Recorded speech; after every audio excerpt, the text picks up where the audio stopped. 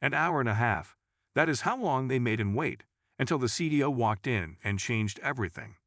The glass doors of Highland Crest Bank slid open, allowing a rush of cool, conditioned air to spill onto the sidewalk. The sharp scent of freshly brewed coffee mixed with the faint polish of leather furniture, creating an atmosphere of quiet efficiency. Dorian Bennett stepped inside, rolling his shoulders beneath his tailored blazer. He was not nervous. He had walked into enough boardrooms, signed enough deals, and built enough from the ground up to know that he had earned his place in any room. He just needed them to see it. His meeting was set for 11 o'clock a.m. sharp. There was no reason to expect anything other than professionalism. The bank's lobby was a careful mix of modern luxury and old-world wealth. Mahogany desks, sleek glass partitions, and gold accents caught the light just enough to remind one that money lived here. It was a place designed to impress. The receptionist, a woman with a neatly pinned bun and an air of disinterest, glanced up as he approached. Her nameplate read Melissa. "Welcome to Highland Crest Bank," she said, her voice clipped and automatic.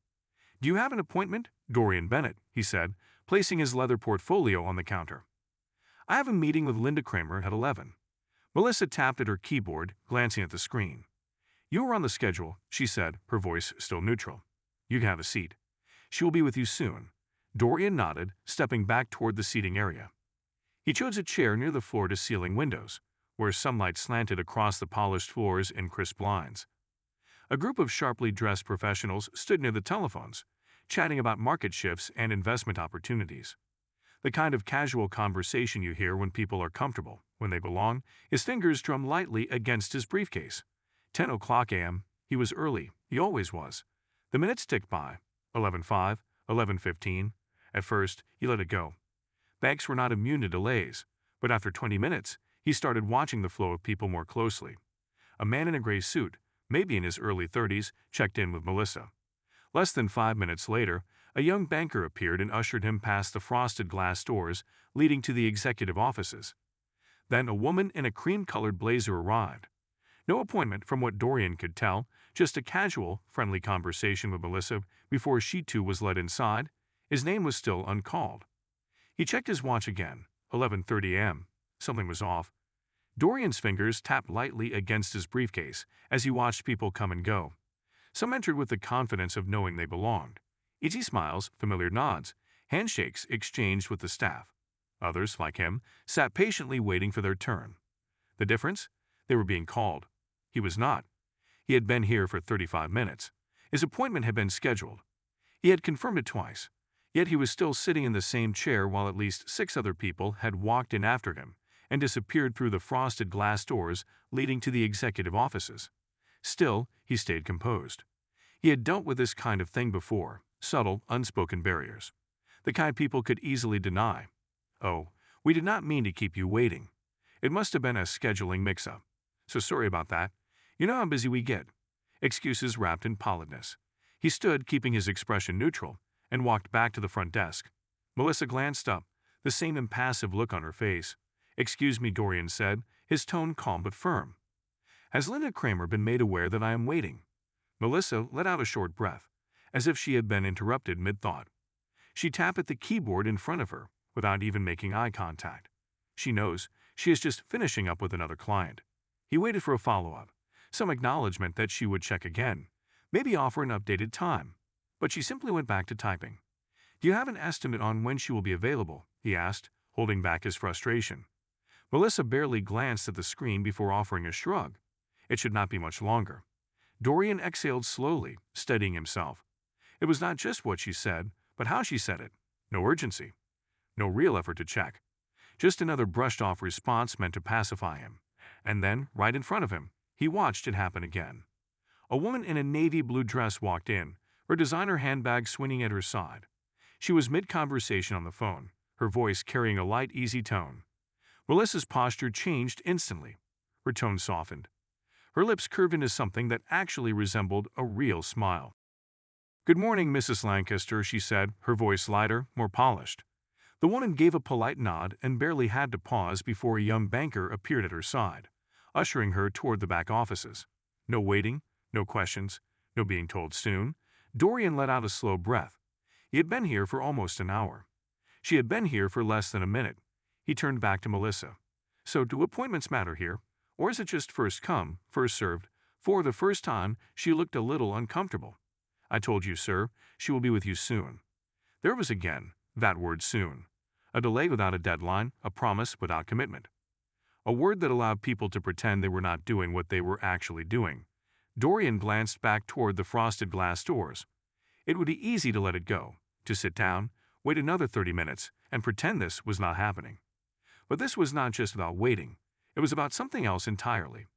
Dorian returned to his seat, forcing himself to stay calm. He had faced worse. He had built a company from nothing, dealt with condescending investors, and been underestimated in rooms full of men who thought they knew better. But this was different. This was not about his business plan or numbers on a spreadsheet. This was about being ignored, about being dismissed as if he were not even worth an update. He checked his watch. 12:05 p.m. Over an hour. He took a slow breath, looking around the lobby again. No one else was waiting. Every single person who had walked in after him had been attended to, led inside, or at least acknowledged, except for him. Across the room, a young teller was speaking to an older man in khakis and a golf polo. Their conversation was light, easy, casual. Dorian tilted his head, listening. "Yeah, I told her to just walk in," the older man said with a chuckle. "She does not even need an appointment. You know how it is." The teller laughed. "Well, for Mrs. Lancaster, we always make exceptions." Dorian's grip tightened around the handle of his briefcase. So, that was how it worked. Rules for some, different rules for others. He leaned forward, resting his elbows on his knees, staring at the polished floors. This was a test. Would he sit here quietly, accept being pushed aside, and wait for permission to be seen? Or would he make it clear that his time was just as valuable as anyone else's? He stood not quickly, not aggressively, just decisively. He walked past the front desk, past Melissa's blank expression, and headed straight for the frosted glass doors. "Sir," Melissa started, but he did not stop. He pushed open the door.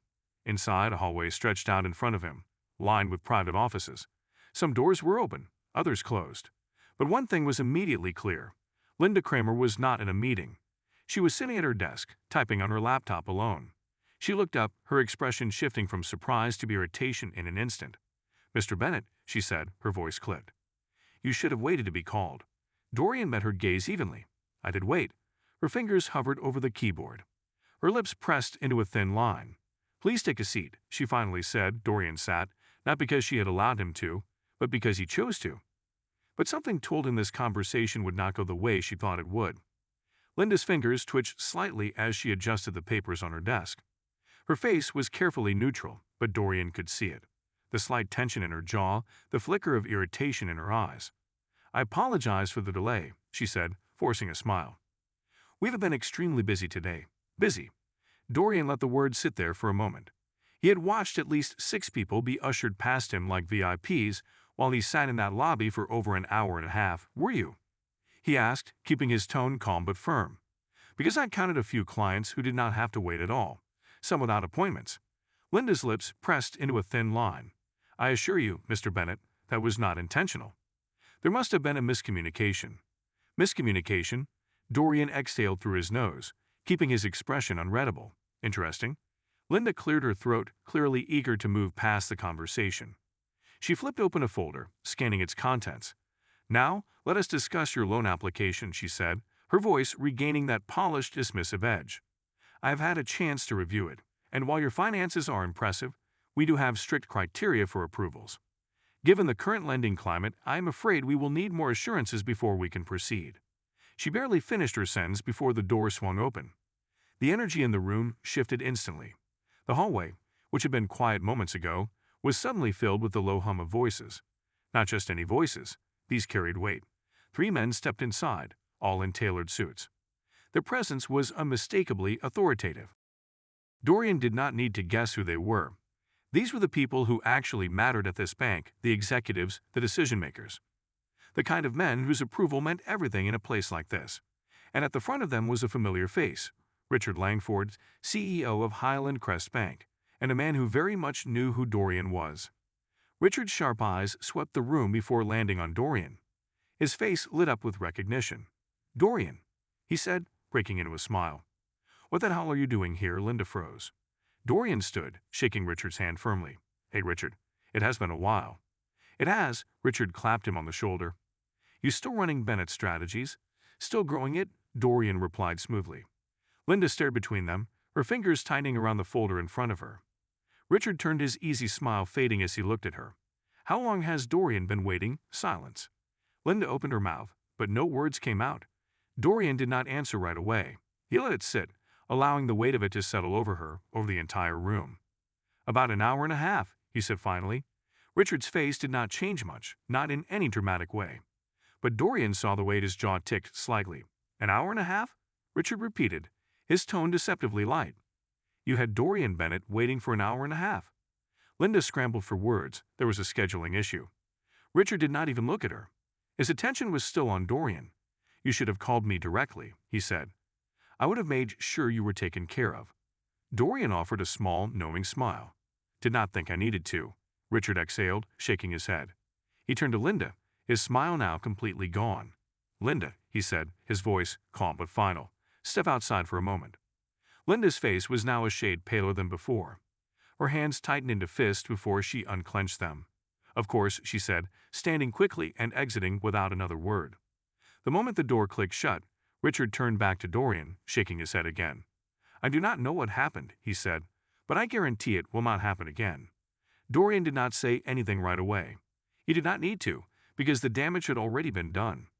The door clicked shut behind Linda, but the tension in the room lingered. Richard let out a slow breath, shaking his head as he took a seat across from Dorian. The other two executives stood nearby, exchanging glances but saying nothing.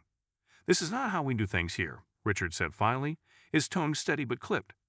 Dorian tilted his head slightly. Seems like it is. Richard let that sit for a second. He did not argue. He did not try to make excuses, because men like him, men who sat at the top, knew when something had gone wrong. And right now, he was calculating exactly how big of a problem this was. Dorian was not just some walk-in client.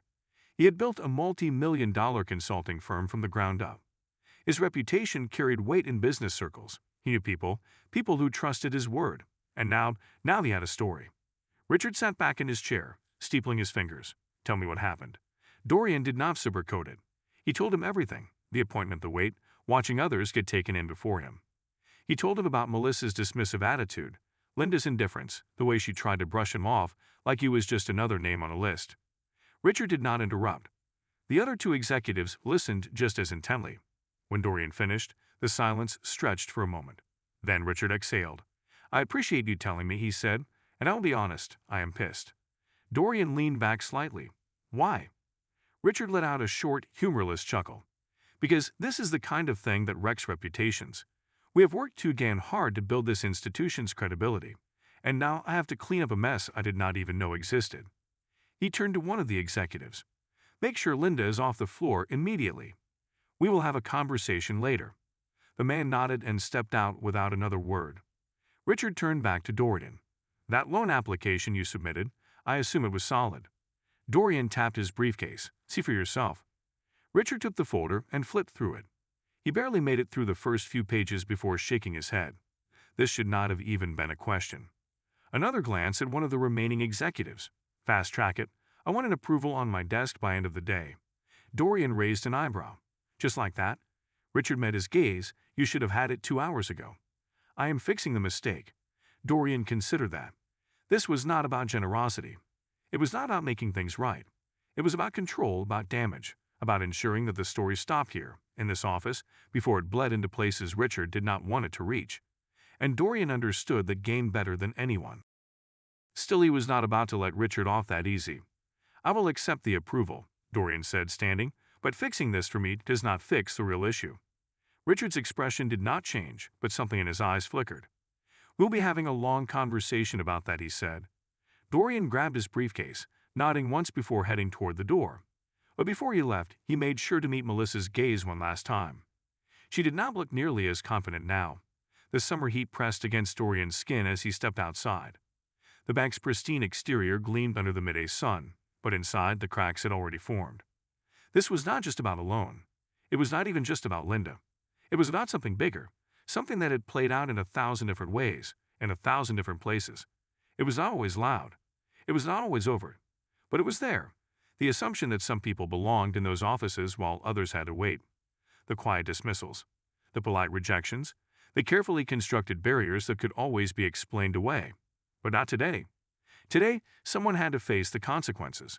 And the next time Linda Kramer looked at a name on her appointment list, she would think twice. Dorian checked his phone. A new email, loan approved. He smirked, tucking it into his pocket as he walked toward his car. Respect is not given. It is demanded. And today, he got what he came for. If you have ever been in a situation like this, if you have ever been made to feel like your time, your presence, your business was not valued, speak up. Do not wait for permission. Take your seat at the table, and if they try to keep you waiting, make sure they remember why that was a mistake.